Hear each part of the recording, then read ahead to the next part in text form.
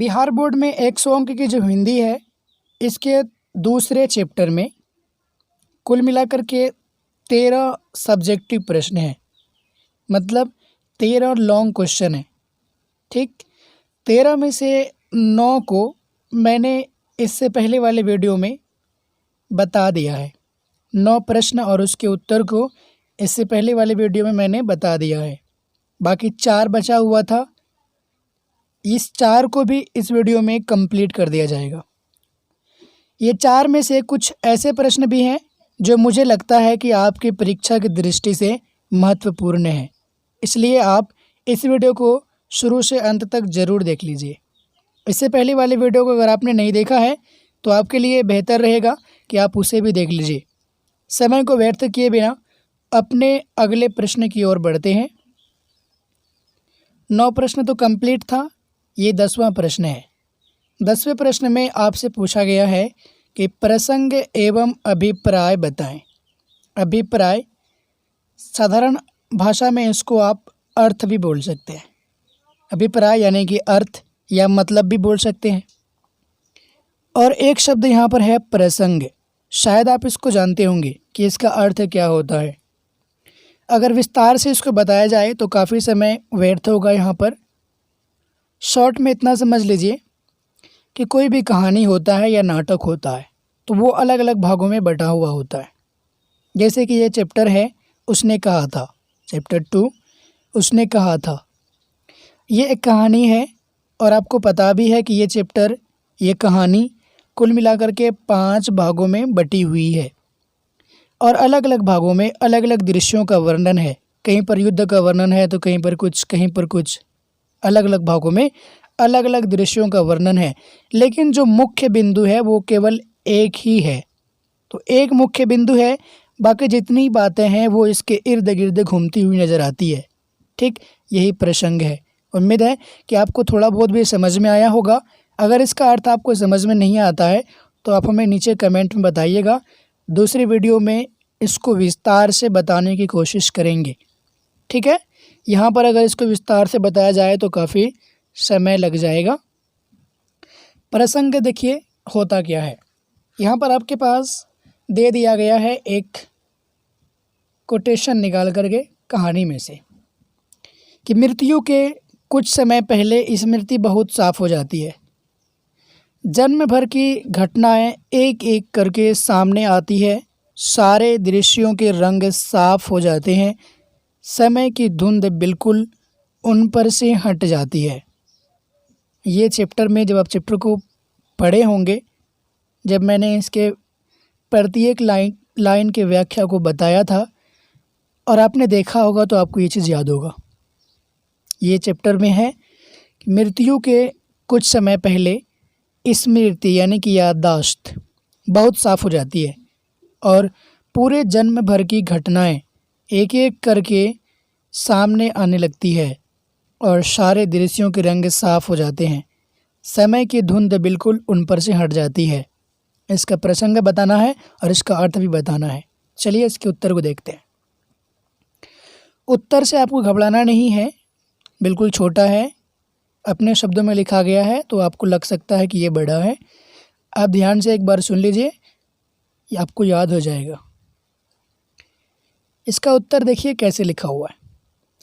ये प्रसंग उस समय का है जब लहना सिंह घायल हो जाता है और बोधा सिंह को अस्पताल ले जाया जाता है। व्याख्या में आप पढ़े होंगे कि जब लहना सिंह घायल हो जाता है गोली लगने से और बोधा सिंह को अस्पताल ले जाया जाता है गाड़ी पर बैठा करके।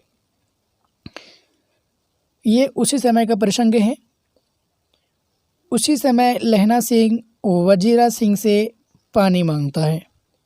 पानी पीने के उपरांत लहना अपने अतीत की यादों में खो जाता है। पानी पीने के बाद लहना सिंह जो है अपनी बीती हुई यादों में खो जाता है। ये प्रसंग किस समय का है, क्या है प्रसंग, इतना तो हो गया। अब इसका अभिप्राय देखिए क्या है। ये है कि मृत्यु, अभिप्राय ये है कि मृत्यु से पहले व्यक्ति के जीवन में बीती हुई सभी घटनाएं एक एक करके सामने आने लगती है। इसी तरह लहना की भी जीवन की सारी घटनाएं उनको याद आती है जिसमें किसान जीवन का यथार्थ, लहना सिंह का सपना, गांव घर की यादें, सूबेदारनी का वचन इत्यादि शामिल है। अब आगे देखिए, कुछ इसमें आप बढ़ा कर के लिख सकते हैं। मृत्यु हर एक जानदार को अपने चपेट में ले ही लेती है, इससे कोई नहीं बच सकता। जब लहना सिंह घायल हो जाता है और मृत्यु के करीब हो जाता है तो मोहवश, यानी कि होता है ना किसी चीज़ का लालच, मोहवश पुरानी स्मृतियाँ यानी कि यादें, यानी कि उनका इतिहास अपने आगोश में उसे पुनः बांधती है और उसी अतीत के सुखद क्षणों में पुनः यानी कि फिर से जी लेने के लिए उसे उत्तेजित करती है। अंततः मौत एक सच्चाई है, इसे अधिक समय तक झुठलाया नहीं जा सकता। मौत जब बिल्कुल स्पष्ट रूप से सामने आ जाती है तो मृत्यु के कुछ समय पहले स्मृति बहुत साफ हो जाती है। जन्म भर की घटनाएं एक एक करके सामने आने लगती है और सारे उद्देश्यों के रंग साफ हो जाते हैं। समय की धुंध उन पर से बिल्कुल हट जाती है। ये प्रश्न का उत्तर था। 10वां प्रश्न हो गया कंप्लीट। 11वां प्रश्न ये रहा, इसमें पूछा गया है कि मर्म स्पष्ट करें। 11वें प्रश्न में 2 पार्ट हैं, क और ख। प्रश्न में पूछा गया है कि मर्म स्पष्ट करें। मर्म स्पष्ट करें, लिखने में कठिनाई हो रही है। जब आप बुक देखेंगे तो ऐसा प्रश्न मिलेगा आपको, मर्म स्पष्ट करें। क्वेश्चन नंबर 11 में लिखा मिलेगा आपको कि मर्म स्पष्ट करें और इसमें 2 पार्ट दिया हुआ रहेगा। एक पार्ट में ये लिखा हुआ है, अब के हाड़ में यह आम खूब फलेगा, चाचा भतीजा दोनों यहीं बैठकर आम खाना। जितना बड़ा भतीजा है उतना ही यह आम है। जिस महीने में उसका जन्म हुआ था उसी महीने में मैंने इसे लगाया था। पार्ट 1 में ये दिया गया है और इसका मर्म स्पष्ट करना है। क्वेश्चन में आगे आपको लिखा रहेगा मर्म स्पष्ट करें, जो कि यहाँ छूट गया है लिखने में। देखिए इसके उत्तर को। लहना सिंह का सपना था कि उसके गांव में बाग हो जिसमें खरबूजे, बाग समझते हैं ना, बाग नहीं बाग, गार्डन, बगीचा। लहना सिंह का सपना था कि उसके गांव में बाग हो जिसमें खरबूजे और आम फले फूले, जिसे वह अपने भतीजे के साथ खाए। लहना सिंह का जन्म ग्राम्य संस्कृति में होने के कारण, गांव में होने के कारण उसका सपना भी ठीक उसी तरह का है। जब लहना सिंह की मृत्यु बिल्कुल निकट है तब भी उसका स्वप्न अधूरा ही रहा। लहना सिंह जिस महीने आम का पेड़ लगाता है, यहाँ पर वर्ष हो गया था इसलिए मैंने नीचे लिख दिया है महीना। लहना सिंह जिस महीने आम का पेड़ लगाता है उसी महीने उसके भतीजे का भी जन्म होता है। जब उनका स्वप्न यानी कि सपना पूरा नहीं होता है तो उसे ठेस पहुँचती है। जाहिर सी बात है पहुँचेगी ही। जीवन के अंतिम क्षण में भी उसे अपने भतीजे के साथ खेलने कूदने और आम खाने का स्वप्न याद रहा। देखिए इसमें मैंने अपनी भाषा का भी प्रयोग किया है। इस तरह अपने एग्ज़ाम में लिख सकते हैं अगर यह प्रश्न आपको पूछा गया तो। ठीक, और दूसरा पार्ट देखिए।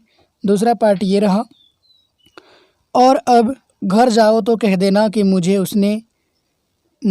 जो उसने कहा था वह मैंने कर दिया। इसका भी मर्म स्पष्ट करना है। उत्तर को देखिए। लहना सिंह जब एक बार छुट्टी पर आया हुआ था, बिल्कुल अपने शब्दों में लिखा हुआ है, समझिएगा।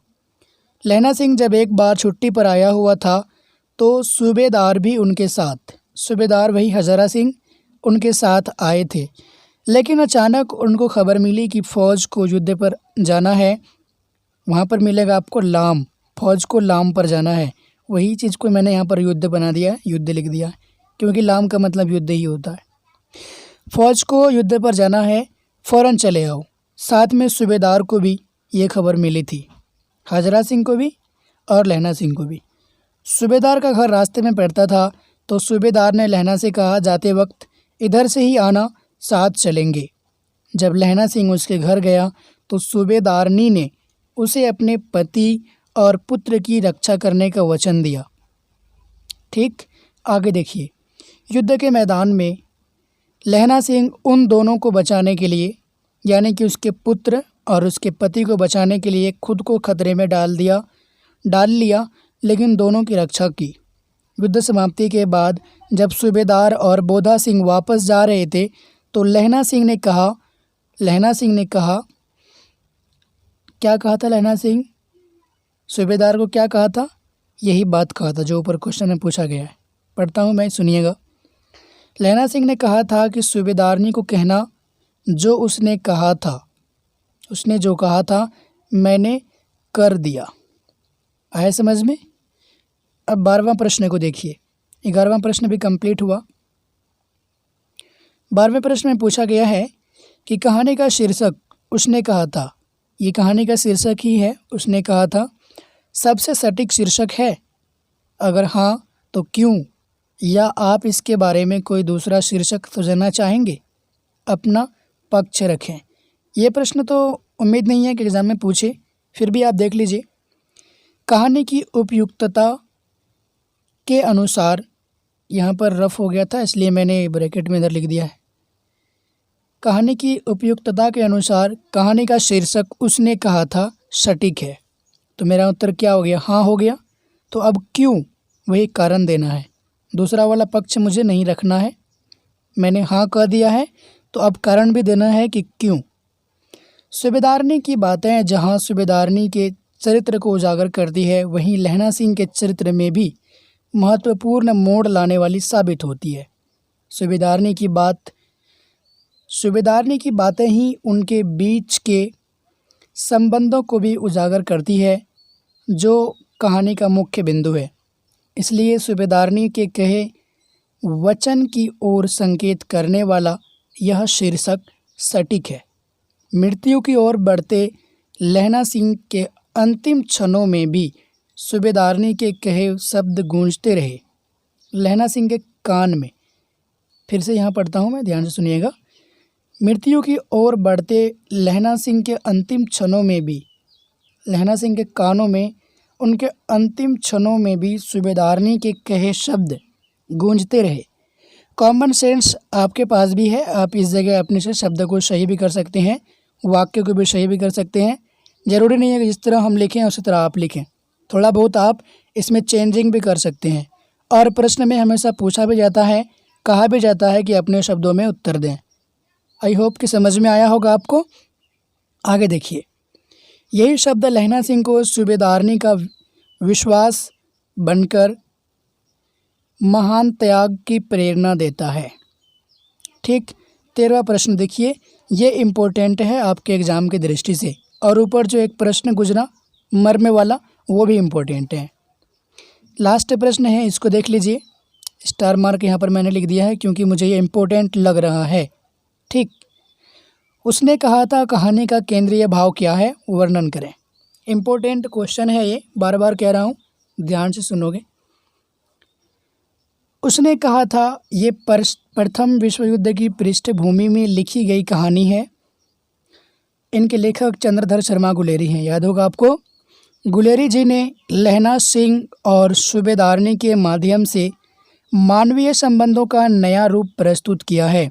लहना सिंह सूबेदारनी के अपने प्रति विश्वास से अभिभूत होता है, क्योंकि उस विश्वास की नींव में बचपन के संबंध हैं। सूबेदारनी का विश्वास ही लहना सिंह को उस महान त्याग की प्रेरणा देता है। आगे देखिए, कहानी एक और स्तर पर अपने को व्यक्त करती है।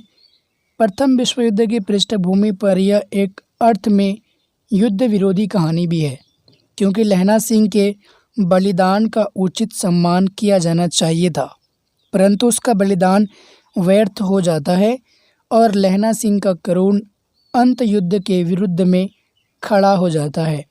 लहना सिंह का कोई सपना पूरा नहीं हो पाता। अगर आप यहाँ तक भी लिख देंगे तो भी आपको मार्क्स मिल जाएगा। ठीक, यहाँ तक भी लिख देंगे तो कोई दिक्कत नहीं है, बेस्ट रहेगा अगर यहाँ तक लिख दीजिए आप तो। उम्मीद है कि आपको समझ में आया होगा। एक बार में कठिनाई हो सकती है, अगर आपको एक बार में परेशानी होती है तो 2 बार देख लीजिए, 3 बार देख लीजिए, समझ में आ जाएगा। और बिना कहे हुए लगता है कि आपको याद नहीं रहता, इस वीडियो को लाइक अवश्य कीजिएगा। बनाने में लिखने में काफ़ी मेहनत करना पड़ता है। और अपने दोस्तों के साथ शेयर अवश्य कीजिएगा। ओके, अगली वीडियो में मिलते हैं। Bye bye, take care, see you soon.